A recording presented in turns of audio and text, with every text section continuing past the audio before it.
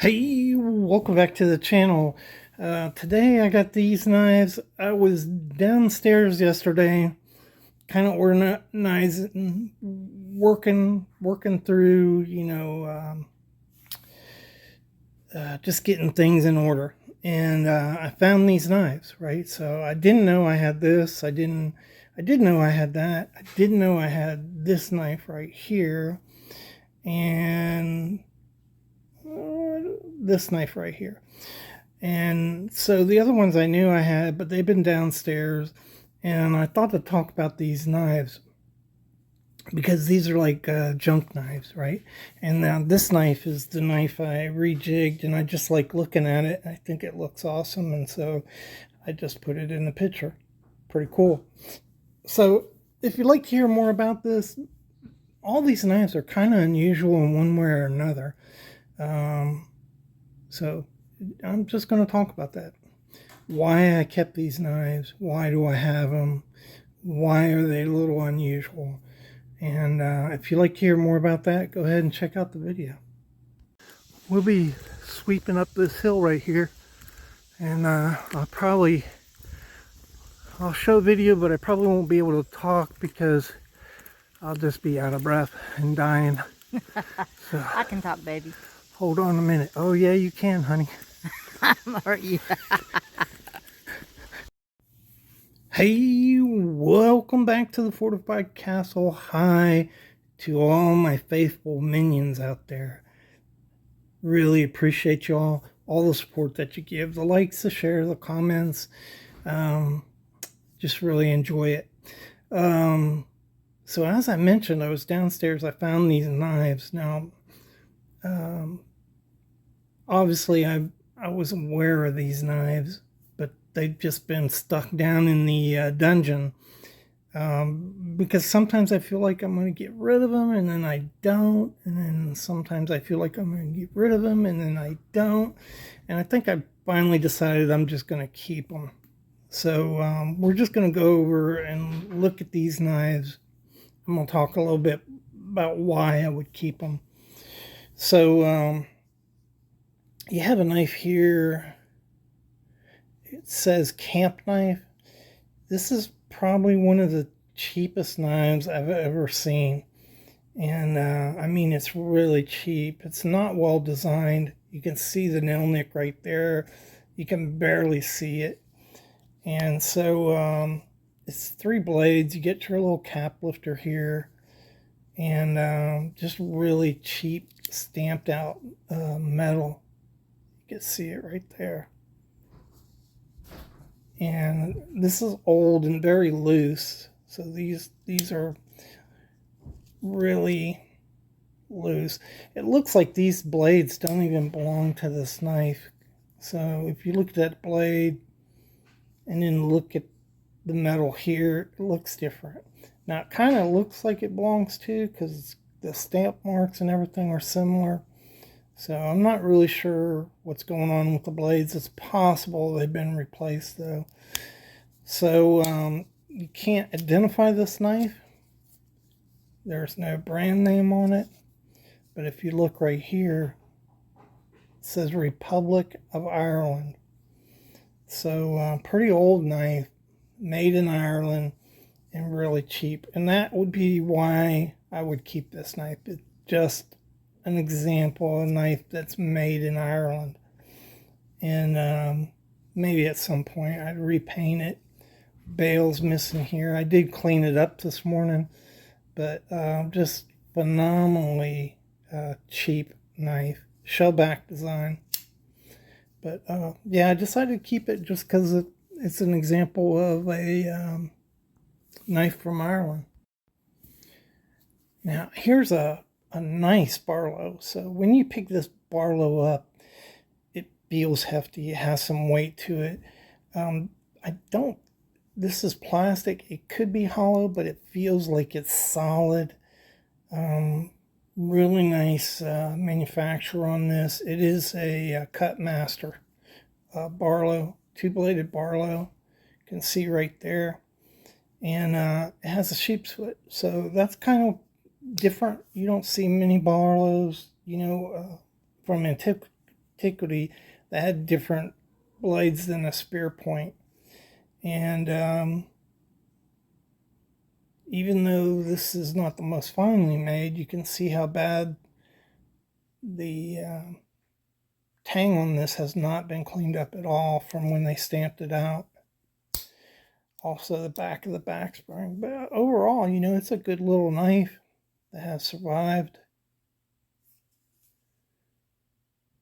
the ravages of time. Pretty good snap on this knife. And I think I'll probably give this away, though. I have another one that looks exactly like this from Cut Master. I don't need two, so I'll probably give this away to somebody. This is another little Barlow. Inexpensive. Hold on here. I was cleaning these up, so what is this is a Colonial, Providence, USA. Older Colonial. One of the better made Colonials. So this is a fairly good knife. I'll probably keep this as an example of a Colonial.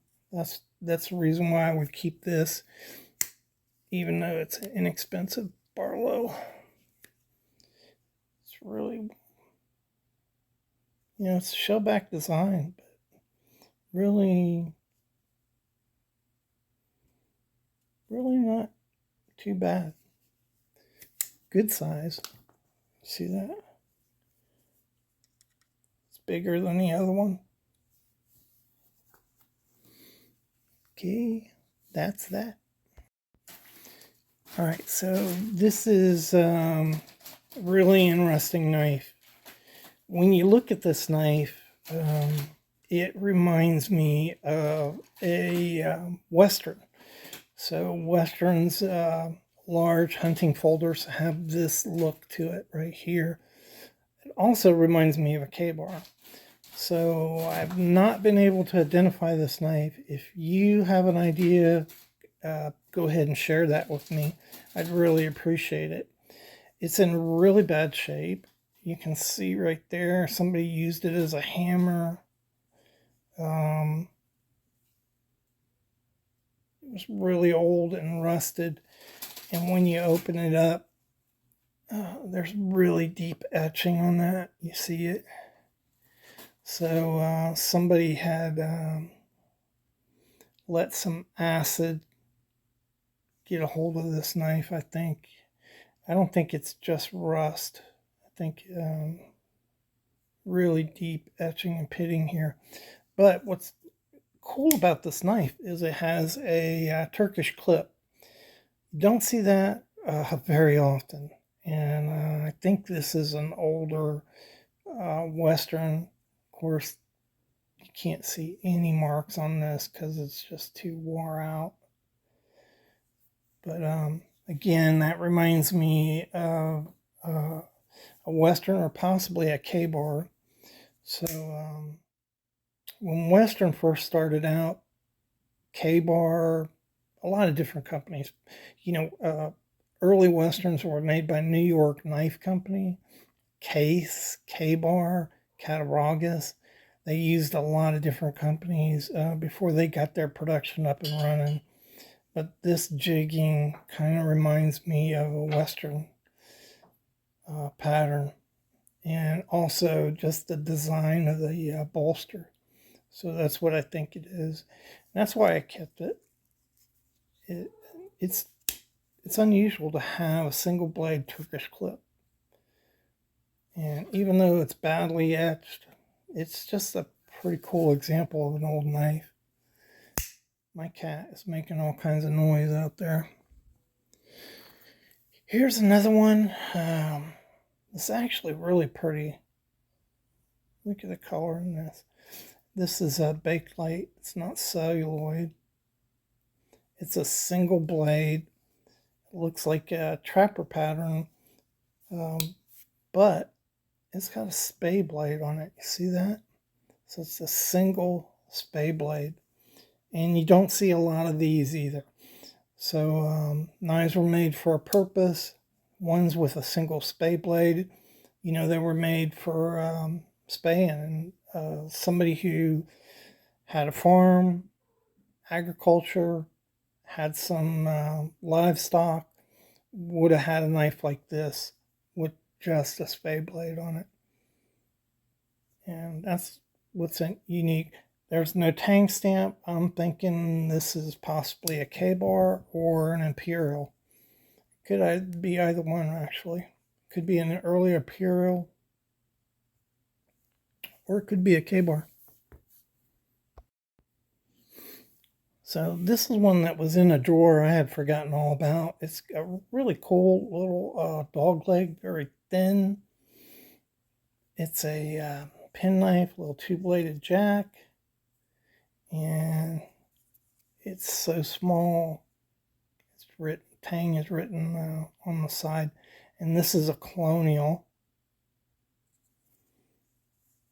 Really good action on this.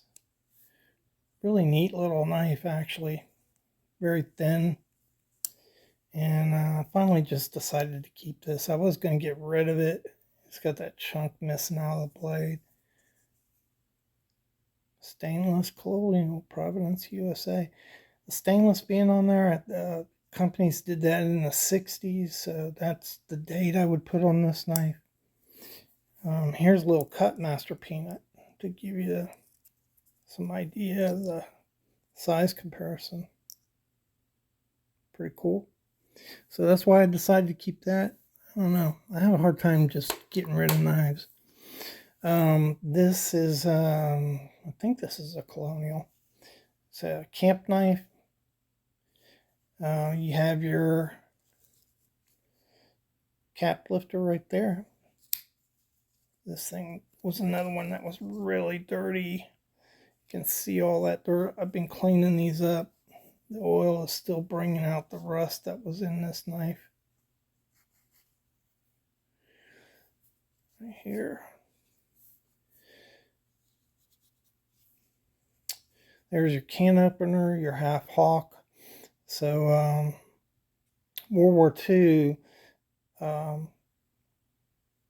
Camillus, let's see, yeah, Camillus came up with the half hawk, but it was patented, and so this was one thing companies did. They made the hawk and then cut it off right here to avoid the patent infringement. You can see it's not very well designed. This is not sitting up or anything. It's just, not well designed. You can't access it. It's a little unusual because it's a sheep put main blade. There's your Colonial, Providence, USA. Look how cheaply that is made. And here's the unusual thing about this knife. This blade right here. Wow. An electrician's blade on a camp knife. That's kind of unusual, isn't it? I can't ever remember seeing a camp knife that had an electrician's blade on it. And so that's why I decided to keep this. I've actually had this thing up for sale before, but yeah, I decided, you know what, that's unusual enough. I should keep it as an example of a different kind of camp knife. And that's all my weird knives and why I decided to keep them. If y'all have any ideas about this, not being able to cross it to a catalog or a book, and it could even be Pakistani, but I don't think so. The steel on this is a pretty good steel. It actually has good action. It cut me. This popped open. Cut me right there this morning. Sliced me right open. Very, very slicey. But that's a cool looking knife. Alright. Hope you enjoyed the video. Yeah, kind of the weird things that I do when I'm not on camera. I'm messing around with knives. Thanks again and have a great weekend.